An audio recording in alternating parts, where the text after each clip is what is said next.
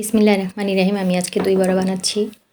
মাসকলাইয়ের ডাল সারা রাত ভিজিয়ে রেখে অল্প পানি দিয়ে ভালো করে ব্লেন্ড করে নিব। এখানে বেশি পানি দেওয়া যাবে না, অল্প পানি দিয়ে ভালো করে ব্লেন্ড করে নিয়ে তার আমি বিটার দিয়ে ভালো করে বিট করে নিব। হাত দিয়ে করতে পারবেন, তবে হাত দিয়ে করলে অনেকক্ষণ সময় লাগে, এই জন্য বিটার দিয়ে করে নিলেই ভালো। ফোমি টেক্সচার আসার পর ব্যাটারটা ঠিক হলো কিনা এই জন্য একটা কাপে পানি নিয়ে অল্প একটু ব্যাটার দিয়ে দিব। ব্যাটারটা দিলে পরে যদি পানির উপর উঠে আসে তাহলে বুঝতে হবে যে ব্যাটারটা বড়া বানানোর জন্য রেডি হয়ে গেছে।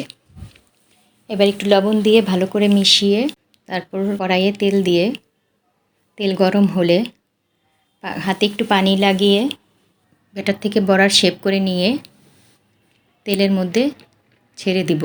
বেশি বড়া দেওয়া যাবে না, একটু স্পেস রেখে তারপর বড়াগুলি দিতে হবে। তারপর ভালো করে উল্টে পাল্টে ভেজে হালকা কালার আসার পর উঠিয়ে নিব। একটা পাতিলে 5 কাপ পানি, 1 চা চামচ লবণ, 1 চা চামচ চিনি দিয়ে বড়াগুলো ভিজিয়ে রাখব।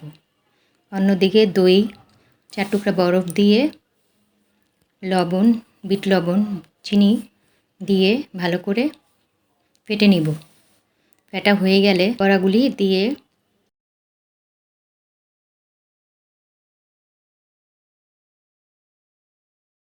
উপর দিয়ে শুকনো মরিচ টালা, জিরা টালার গুঁড়া, ধনিয়া পাতা, কাঁচা মরিচ, চিনি, লবণ, একটু দই দিয়ে ব্লেন্ড করে নিয়ে চাটনিটা উপরে দিলেই হয়ে যাবে মজাদার দই বড়া। রেসিপিটি ভালো লাগলে চ্যানেলটি সাবস্ক্রাইব করবেন।